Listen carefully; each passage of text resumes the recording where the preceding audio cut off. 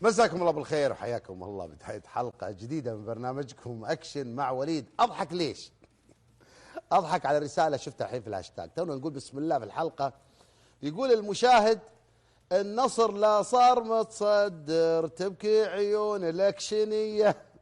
النصر لا صار متصدر تبكي عيون الأكشنية. لا والله مو أنا أبكي، بس الحقيقة النصر والله ما له حل، ما له حل. يواصل النصر الأهداف اللي في الثواني الأخيرة. أنتم تعرفون اليوم كم واحد قاعد يتمنى النصر يخسر؟ عد عندك: الأهلاوية والهلاليين والقدساويين، الثلاثة ذولي كلهم ينتظرون النصر. ها طاح طاح طاح, طاح. لا لا، مع كل هجمة. اليوم نيوم كان هو أكثر نادي عنده حضور، عنده شعبية. اليوم 3-4 البلد يشجعونه. طيب ينتظرون النصر يتعثر. شوف النصر مشكلته وشو؟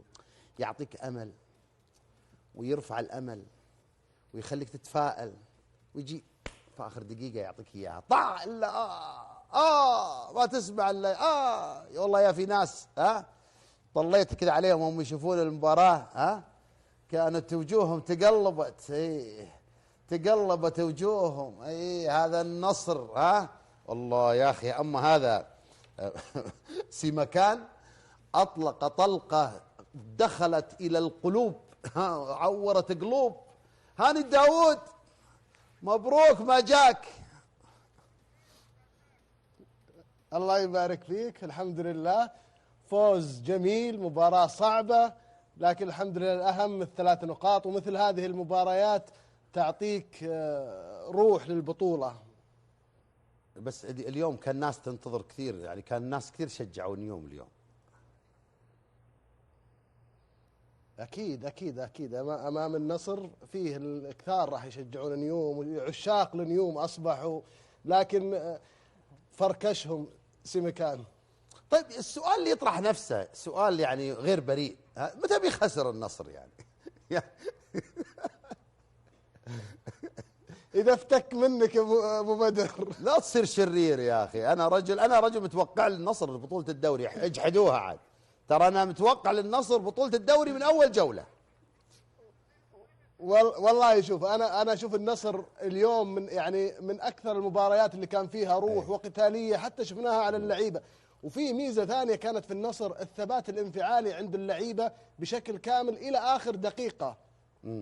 يعني صحيح أنهم واجهوا ضغوط كبيرة من بداية الشوط الأول من بعض القرارات التحكيمية التي يرون لعيبة النصر أن فيها إجحاف. بصراحة أنا كنت أتمنى أن خالد الطريس يقدم مستوى أفضل من النصر وأفضل من نيوم. هو يعني لأنه يعتبر هو من اللي زعلان، يعني اللي زعلان على مستوى التحكيم اليوم، النصراويين ولا حقين نيوم؟ لأن نيوم اللي يقولوا لك في حالة يعني كانت لا لا لا لا لا لا. شوف، النصراويين وأهل نيوم، لكنه أخطاء على الفريقين، لكنها قرارات صراحة أنا أشوفها أنها اللي يضيق الصدر. أنا أشوف بعض القرارات بدائية، يعني ما كانت المفترض أنها تصدر من طاقم تحكيمي هو المرشح لنا في كأس العالم.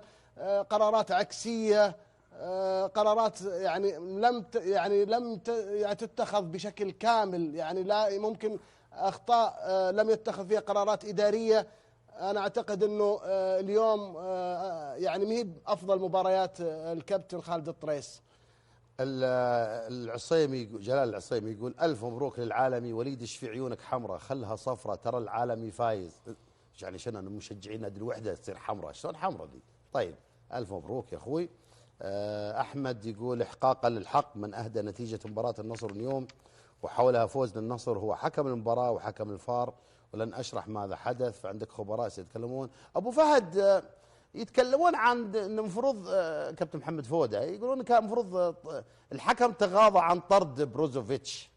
وش القصة هاي؟ صحيح يا ابو بدر. انا عندي حاجتين. رحت للثانية ما رحت للأولى. لا كلها بنجيبها، لا تخاف هاني، ما احنا تاركين شيء. لا بالترتيب، بالتسلسل. تفضل ابو فهد. لا ابو فهد ما عليك منه، عطنا بس هذه خلينا نتكلم عليها وبعدين نجي بالحالات عقبه على طول. قد يلعب عليك هاني الداود. يا ابو بدر يا ابو بدر الناس مو ناقصه. طيب خلاص يسلم يا راسك. استاذ هاني يا استاذ. مفاجأة عن ممول صفقة بنزيما والهلال. خبر صادم بسبب داروين نونيز والهلال. إنزاغي يصدم ليوناردو بسبب أتلتيكو مدريد. كشف عمر بترجي مدير الاتصال المؤسسي والإعلام في رابطة الدوري السعودي للمحترفين تفاصيل تمويل صفقة انتقال الفرنسي كريم بنزيما إلى الهلال خلال فترة الانتقالات الشتوية الماضية. وأكد بترجي في تصريحات عبر القنوات الرياضية السعودية أن صفقة بنزيما لم تكن ممولة من برنامج الاستقطاب، مشددا على أن كامل عملية الانتقال تم تمويلها من موارد نادي الهلال الخاصة. وأضاف: نادي الاتحاد مثل بقية الأندية تمت إتاحة ميزانيته المخصصة مسبقا له، وقرارات التعاقد وآلية الاستفادة من البرنامج تعود للأندية وفقا لرؤيتها الفنية والتجارية. وأتم تصريحاته قائلا: الأهم أن نوضح أن دور الرابطة أو فريق برنامج الاستقطاب يقتصر على التأكد من سلامة الإجراءات والالتزام بالأطر التنظيمية، إضافة إلى دعم الأندية في أي مهام تسهم في إنجاح عملية التفاوض. وكان بنزيما قد انضم إلى صفوف الهلال في صفقة انتقال حر بعد الاتفاق على جميع التفاصيل المالية والتعاقدية ليشكل إضافة قوية للفريق خلال النصف الثاني من الموسم. ويستعد الهلال لمواجهة الاتفاق ضمن منافسات الجولة 22 من دوري روشن للمحترفين في اللقاء الذي يحتضنه ملعب المملكة أرينا وسط طموحات بمواصلة المنافسة على الصدارة. فجر الإعلامي الرياضي فيصل القيرا مفاجأة مدوية بعدما كشف عن تطورات خطيرة تخص أحد محترفي نادي الهلال، مشيرا إلى احتمالية تصعيد القضية إلى الاتحاد الدولي لكرة القدم فيفا خلال الأيام القليلة المقبلة. وأوضح القيران عبر حسابه في منصة إكس أن مدير أعمال لاعب الهلال داروين نونيز قد يتجه إلى فسخ عقد موكله من طرف واحد على خلفية قيام إدارة النادي بتكرار سيناريو البرازيلي لودي من خلال تسجيل اللاعب في القائمة الآسيوية دون الحصول على موافقته.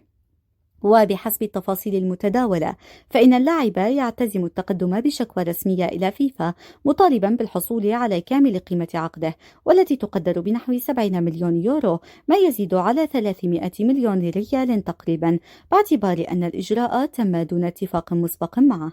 وأشار القيران إلى أن الشكوى المرتقبة قد لا تقتصر على المطالبة بالتعويض المالي فقط، بل قد تمتد للمطالبة بفرض عقوبة رياضية على الهلال تتضمن منع النادي من التسجيل لفترتي انتقال متتاليتين.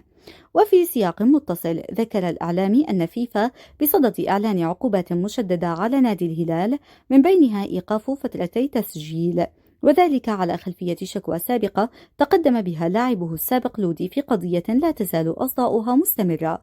وأكدت المصادر ذاتها أن إدارة الهلال قامت بالفعل بقيد اللاعب في القائمة الآسيوية فقط، وهو ما اعتبره محيط اللاعب إجراء مخالفا لرغبته وسببا مباشرا في تفاقم الأزمة الحالية. وتأتي هذه